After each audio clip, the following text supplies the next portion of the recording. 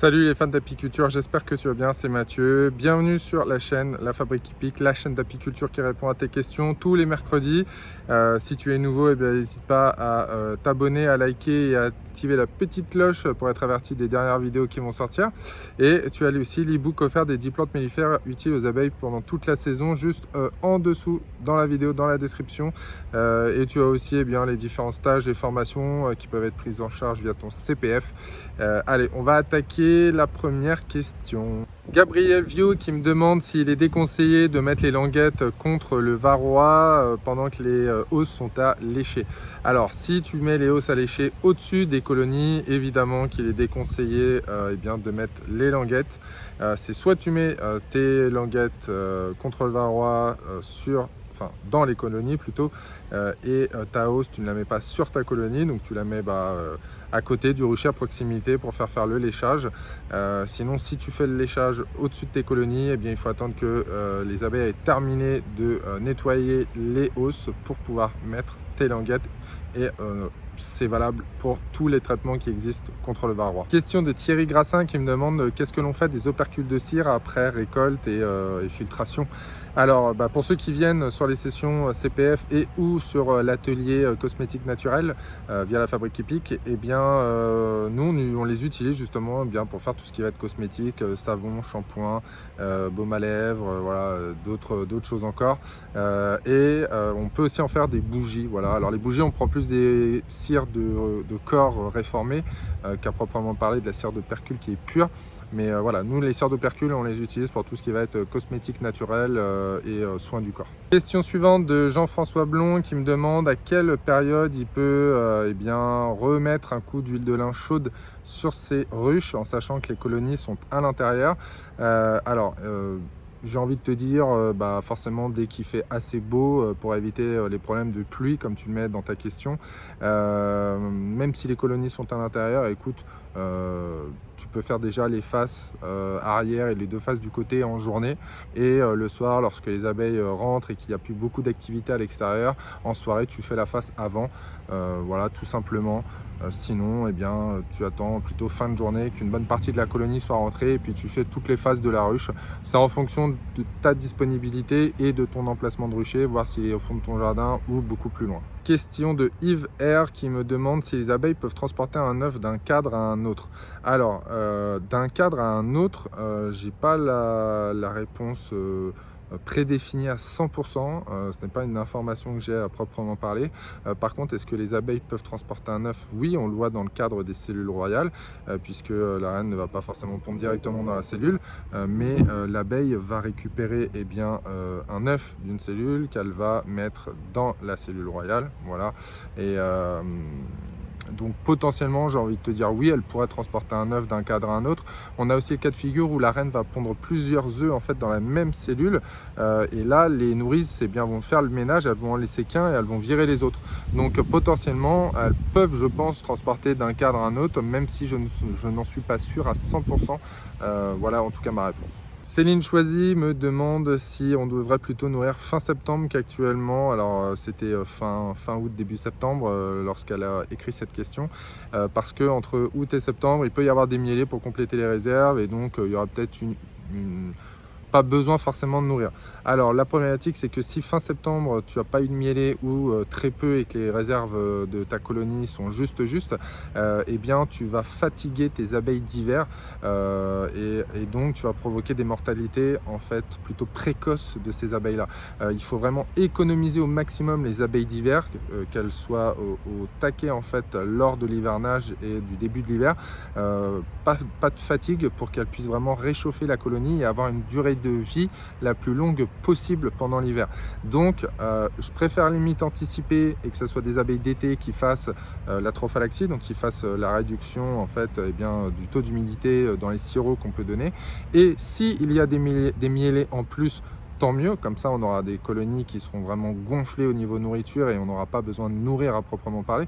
D'ailleurs, j'attire votre attention, sur Instagram, on a fait une story sur une visite de ruche qu'on a sur Nanterre, enfin du rucher plutôt, et on a des cadres de corps qui sont remplis de haut en bas, et on n'en a pas qu'un, on en a au moins 3 voire 4 minimum par ruche, en sachant que le nid à couvain est extrêmement réduit sur les cadres et que donc toute la corolle autour du couvain, eh bien c'est aussi du miel operculé, donc les colonies sont full complètes de miel.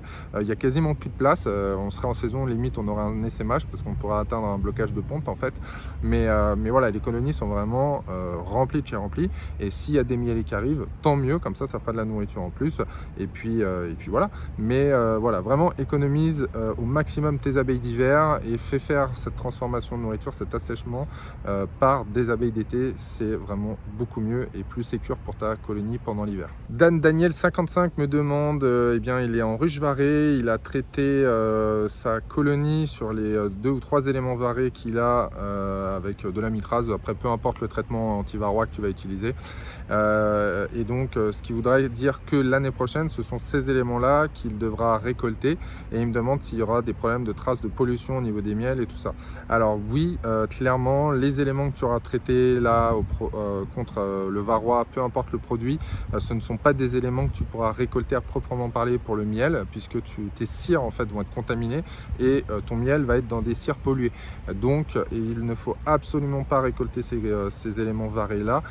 Moi ce que je te conseille, c'est plutôt soit de garder des éléments varés qui vont te servir de réserve de nourriture pour les abeilles en cas de famine, et donc tu donneras ces éléments là pendant la saison en cas de besoin, et ou te servir de ces éléments pour faire des divisions si tu souhaites en faire pendant la saison prochaine ou en début de saison prochaine, parce qu'il ne faut vraiment pas récolter ce miel là. Alors après, si tu le récoltes et que tu en fais une consommation personnelle, j'ai envie de dire, tu le sais, c'est un choix, tu te dis bon bah voilà, peut-être qu'il y aura des molécules de traitement dans le miel que je vais consommer, mais bon voilà, je le consomme, c'est à moi perso. Par contre, pour des amis de la famille, voire encore pire, si tu souhaites le vendre, là tu serais vraiment dans l'illégalité, donc il faut vraiment pas récupérer ce miel là l'année prochaine.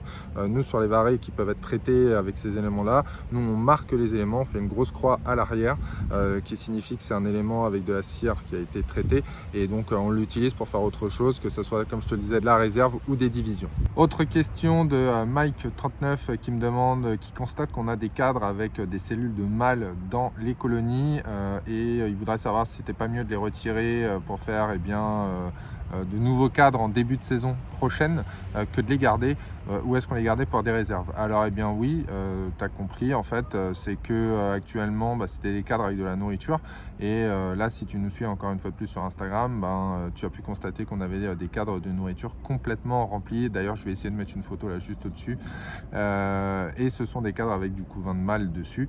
Le couvain de mâle, la reine arrête de pondre dans les couvains de mâle assez tôt en saison, ce qui permet d'avoir du remplissage de ces cellules assez rapidement. C'est pour ça qu'on le garde. Après, si c'était vraiment des cellules, des cires plutôt assez vieilles, on les aurait mis de côté, mais là en l'occurrence c'est des cadres de cire de la saison, donc on les a gardés pour tout ce qui va être justement stockage de nourriture. François Jacquard me demande, lorsqu'il a 2 reines dans la même ruche, est-ce qu'il peut en prendre une pour en faire pour l'intégrer plutôt dans une autre colonie orpheline ou dans un essaim? Oui, tu peux, il suffit juste de prendre la reine avec des accompagnatrices dans une cagette, que ton autre colonie soit sans reine depuis au moins 48 à 72 heures pour que les phéromones se soient diffusés et que l'acceptation se fasse plus facilement. Donc c'est quelque chose que tu peux faire sans souci. Florence Le Sauce qui me demande comment dater une ponte, la ponte, en fait, comment déterminer l'âge de la ponte. Ponte de la journée, ponte de 2 jours. Alors entre la ponte de jour et la ponte de 2 jours, en fait c'est juste que ton œuf, lorsqu'il va être dans la cellule, si c'est une ponte du jour que la reine vient de faire, il va être en fait posé droit dans la cellule, et que au fur et à mesure des 3 jours à venir, jusqu'au 4e jour où il va commencer à devenir l'ébauche d'une larve, en fait cet œuf va s'affaisser en fait pour s'allonger en fait dans le fond de la cellule. Voilà, et donc pour devenir au stade de larve. Donc comment le déterminer? Il n'y a pas, je trouve, d'intérêt particulier à déterminer si c'est un jour, 2 jours. Bon voilà, ça change pas grand chose. On sait que voilà, tu as un œuf, donc il y a présence de la reine dans les 3 derniers jours. Nous on cherche pas à déterminer si c'est un œuf de 1 à 3 jours. Après voilà, si l'œuf il est affaissé dans le fond de la cellule et que ça se transforme en larve, voilà, on sait qu'il passe sur un nouveau stade et que donc ça commence à être un petit peu plus vieux, j'ai envie de dire, entre la larve et l'œuf. Question de Mickaël de Maté qui me demande, qui me demande est-ce qu'on est obligé de mettre des accompagnatrices avec les reines dans les petites cagettes pour les introductions? Alors oui, il faut mettre des accompagnatrices avec la reine. Pourquoi? Parce que c'est elles qui vont s'occuper en fait de la reine pendant tout le temps où elle sera dans la cagette. Et c'est pareil, vu que ces petites abeilles se seront aussi imprégnées des phéromones de la reine, c'est toujours mieux en fait. Ça fait déjà une petite compagnie lors de l'ouverture. Il n'y a pas que la reine. Pour finir sur ta question, tu as une problématique apparemment que tes accompagnatrices tuent tes reines. Déjà, ça dépend de quelle race d'abeilles tu utilises pour faire ces accompagnatrices, parce que tout ce qui va être abeille noire, oui, c'est plus difficile au niveau de l'acceptation déjà des cellules royales, mais aussi des reines. Donc, il y a peut-être ce facteur-là. Et ensuite, lorsque tu intègres une reine avec des accompagnatrices, il faut que ces accompagnatrices, elles aient plus de phéromones de reine. Donc, c'est-à-dire qu'il faut que tu prennes des accompagnatrices déjà depuis 2 à 3 jours pour que les phéromones se soit diffusé et qu'elle puisse accepter une nouvelle reine. Si tu nous suis sur les réseaux sociaux aussi, il n'y a pas si longtemps on avait fait des stories, des photos sur la mise en cage de reines qu'on avait faite. Il y a lors d'une des introductions de reines dans la cagette, une des reines qui s'est fait attaquer par une des abeilles accompagnatrices. Donc on a réussi à réouvrir la cagette rapidement et à faire sortir 2 des accompagnatrices, dont celle qui était un petit peu excitée, et on a refermé et on avait la reine avec plus que 3-4 accompagnatrices, enfin 3 accompagnatrices même. Ça a fait le job, mais oui, c'est des cas de figure qui arrivent, donc attention. Question de Dominique Montavani, si je ne me trompe pas, qui me demande qu'est-ce que je pense de faire hiverner une ruche varée sur 2 éléments, en sachant que l'élément du bas, c'est pour éviter le contact avec la grille d'aération. Et donc, en gros, c'est que ta colonie va hiverner sur un élément varé. Je pense tout simplement que ce n'est pas assez, c'est trop petit. Ta colonie devra au moins être hivernée sur 2 voire 3 éléments varés.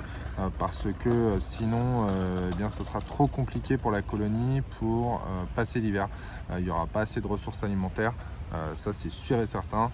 La colonie sera trop petite aussi au niveau population, donc je te conseille vraiment soit de réunir avec d'autres colonies, ou alors il va falloir mettre ta colonie sous perfusion pour l'hiver. Question de Mohamed qui me dit qu'il a une ruche qui propolis énormément et elle lui a propolisé les lanières d'apivare dans la colonie. Il me demande de quoi faire, est-ce qu'il doit laisser comme ça ou changer les lanières.